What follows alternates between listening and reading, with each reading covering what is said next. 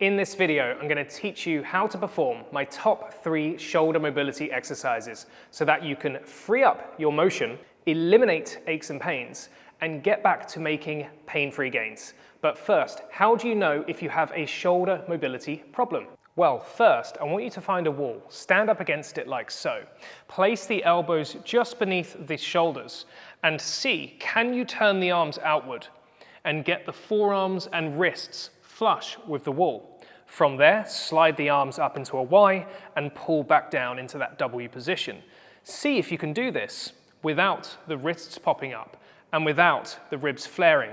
A second quick test is going to be the overhead. Okay, keeping that arm glued to the ear. Can you reach all the way overhead, again, without arching the lower back or popping the ribs up?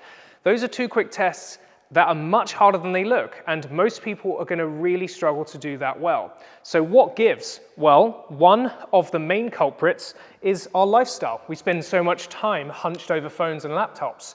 This becomes our normal resting position. So when we try to get back here, we lose access to that range if we're not exploring it often. And then, because we want to get strong and jacked, we proceed to lift weights overhead with exercises like shoulder press and pull-ups, loading that shoulder into a position we just proved we don't have access to. Your body is really clever though, so it will just compensate to get the job done. And that's why you might not notice you have a mobility problem. Over time, pain develops, pain leads to more restriction, it's a vicious cycle. And that's where purposeful mobility training comes in. Spending some time doing some exercises that will help us to regain that shoulder mobility and maintain healthy shoulders.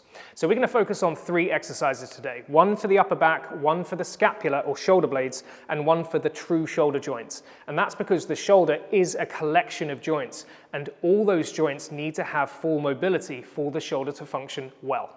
Okay, exercise 1 is going to be a lumbar locked cat-cow. This is going to help to improve flexion, extension of the upper back, the technical name being the thoracic spine. So you're going to start on all 4s, hands under shoulders, knees under hips. From there, take the knees a bit outside the shoulders and sit back on your heels, or as far back as you can.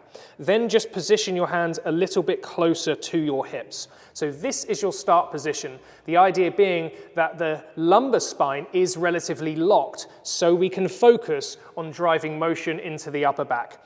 From here, we're going to then think about hollowing the chest, lifting up the middle of the back or between the shoulder blades, and rounding as much as possible. Important as you do this, you're not pressing into the mat, because that is just protraction of the shoulder blades. You want to think about lifting the spine so that we actually flex the spine. From that position, we're now going to drive the chest through, pull the shoulder blades down, gaze forward into extension. And this is the kind of pace I want you to go. Nice and slow as you transition between those 2 positions. Breathe in, breathe out. And you can perform 8 to 10 reps of that.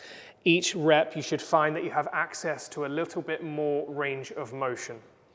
Okay, so that is the lumbar locked cat-cow. Exercise 1, done.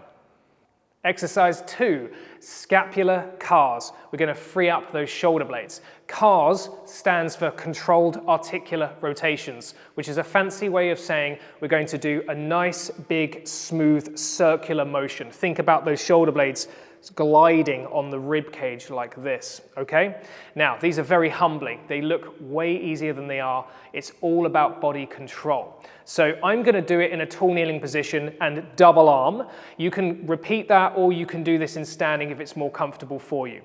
The start position is going to be the arms in front of the body like so. We want to squeeze the glutes and we want to brace the abs so that we've got a nice locked torso. And then extend those arms, okay? Thumbs up, straight line between the shoulders, elbows, and hands. From there, we're going to slowly reach forward, making those arms long, okay? Notice how that's pulling the shoulder blades around the rib cage. Then we're going to slowly elevate the shoulders up to the ears, drawing them up into elevation.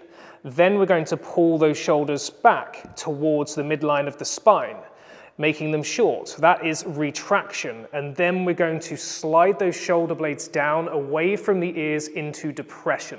So those are the 4 movements.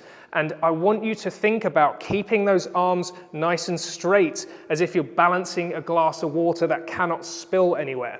We also want to try and smooth that out. So the way I explained it there was like a square, but we want to make sure those transitions are smooth.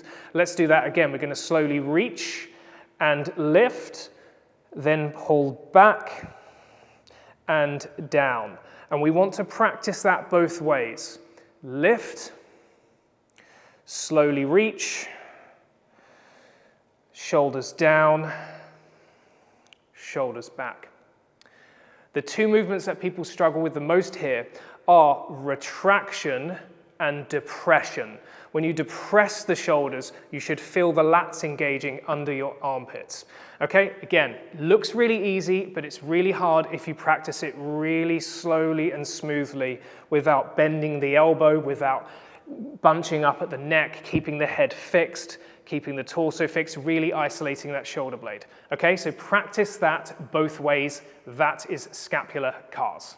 Last up, shoulder CARs. We're going to take that shoulder through a full range of motion. This is the same family of exercise as that scapular CAR. So there's lots of variations. I really like this half kneeling stance because it helps prevent the torso from rotating. It does a really good job of isolating pure shoulder motion. So if you can, go ahead into that position, support the back knee if you need to. From there, we're going to take that outside hand and press it into the knee. That helps to prevent this from happening. We want to squeeze the glutes, we want to brace the abs, keep those ribs down. Place that open hand against the hip. From there, we're going to slowly raise up in front of the shoulder, thumb leading the motion. And you're going to raise that arm as high as you can above your head before the ribs start to flare. For me, I can go all the way to there, but you need to stop at the point that you feel your back start to arch. Then we're going to turn the palm away. We're going to reach the arm back. We're going to roll the arm inward until we find the hip. That is half our circle.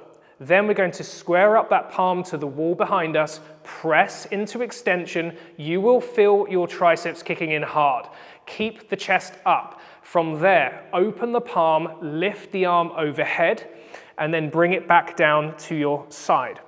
That is 1 complete repetition, okay? Let's do that again. I'll go a little bit quicker, but still notice that the speed is nice and smooth and controlled, and I'm really making my best attempt to keep my whole body still so that I'm truly moving that shoulder through its full range of motion without any compensation. A couple of tips here. Make sure that the elbow stays straight. Be mindful that you're not arching here, shoving the head forward here, and again, turning the torso. It's really important that we don't force the range. We're just trying to move through our full range of motion, and over time, you will see that circle increase in size and smoothness. That was exercise 3 of our shoulder series. Before wrapping this video up, let's talk programming, because you're probably wondering, how many reps should I do? And how often should I do these exercises? And there's a few ways to do it. One is to do a short mobility routine daily, and you could do, say, 5 reps of each of those as part of that routine. You could also throw it into your warm-ups for your structured strength workouts. That's something I do as well. Again, 5 reps or so. You could do 2 sets, 1 set. Don't go crazy, but we do want to expose the joint to mobility often, and that's why it's important to sprinkle it across the week as opposed to doing loads of it just once or twice. I hope that was helpful. If you have any more questions about this topic or mobility in general, I'd love to make more videos to support you. Drop it below. Thank you so much for tuning in today. I hope you found it a valuable video.